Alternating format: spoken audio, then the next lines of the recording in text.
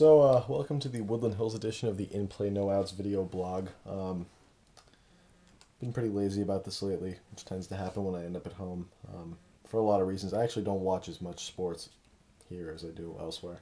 But big news, Vlad cut his hair. Uh, thank God. I guess he was having some trouble getting his batting helmet on yesterday, so I guess he shaved it all off. He looks, honestly, at least 5 years younger. Gubaza and Marcus were talking about it a little today. It was pretty funny. Speaking of the Angels, had a 7-game win streak, followed it with a 3-game losing streak, which is pretty much the wrong way to do it, I guess.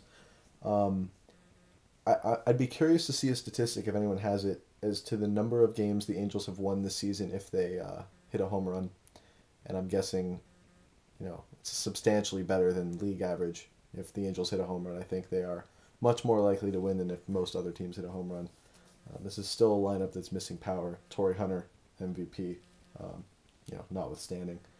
Beyond that, the starting pitchings look pretty good. Sean O'Sullivan, is currently got the Matt Palmer shine on him. Matt Palmer, by the way. The key to Major League pitching, for those of you who don't know, is don't walk guys. Like, if you can avoid it completely, just feel free. But, the walks definitely killed him last night. I unfortunately caught most of last night's game.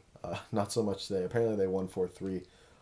Ubaldo Jimenez is a great starting pitcher right now. I think he has the fastest average fastball velocity. I think Fangraphs pegs him at like 95.5, which I think is tied with Verlander. So it's impressive. He was hitting his spots, at least that I saw for the most part. Angels ended up winning, I guess, in the 8th on some poorly fielded bunts, which I guess is nice. Although, again, they're making these dumb outs on the base pass. I think Eric Ibar's bunt he was the 3rd, where he was trying to advance the runners and ended up getting someone thrown out at 3rd. Errors like that need to stop. Sean Figgins trying to get to 2nd on that single. He hits a right that plated, I think it was Mathis. That's unacceptable. If they keep doing that, they're not going to win enough to make the playoffs.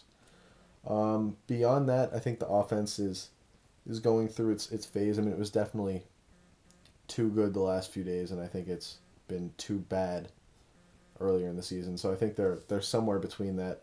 I just have a hard time seeing them generate the kind of offense that's giving them 7 runs a game. By the way, Kendry Morales is having a great season.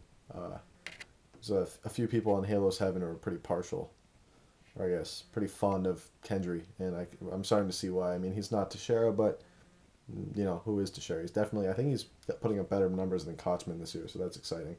Defense still not where you want it to be, but offensively, I think we're getting one of the greatest seasons out of an Angel first baseman ever, which is a little damning from the perspective of other Angel first basemen. Texas is wilting, which you'd sort of expect. Their starting pitching has been unbelievable, behind a defense that's been unbelievable, and I don't think either of those are capable of holding up. The defense has really propped up the starters, and that defense, there's really nothing that suggests that defense is realistic. I think they've been overachieving. Due for regression would be my guess, but again, it's baseball. Who the hell ever knows? Don't ever bet on baseball. Across the league, we had Jamie Moyer and David Price play today. I'm going to take a look at the final score. David Price, if you don't remember, was the guy with the Rays, and he pitched very well in the postseason against Boston, and got called up, and I guess he's now 1-2. He gave up 6 runs in the first to Philadelphia and lost to the oldest man in the world, Jamie Moyer.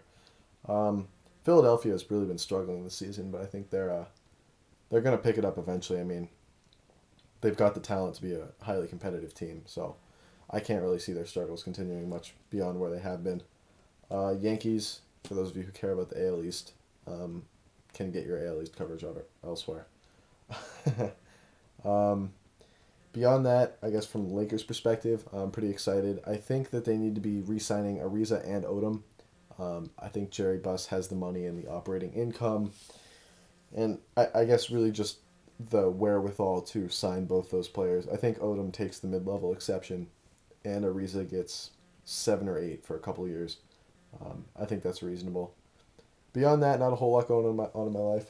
This right here is a tape job I did that prevents me from hyperextending my elbow. I was in the batting cage with Greg yesterday, and hurt myself. You'll see there's video of that Me missing a 40-mile-an-hour fastball. Always entertaining. Anyways, it's been a pleasure as always. I'm sure I will be talking or writing to my 6 readers sometime soon. And have a good night.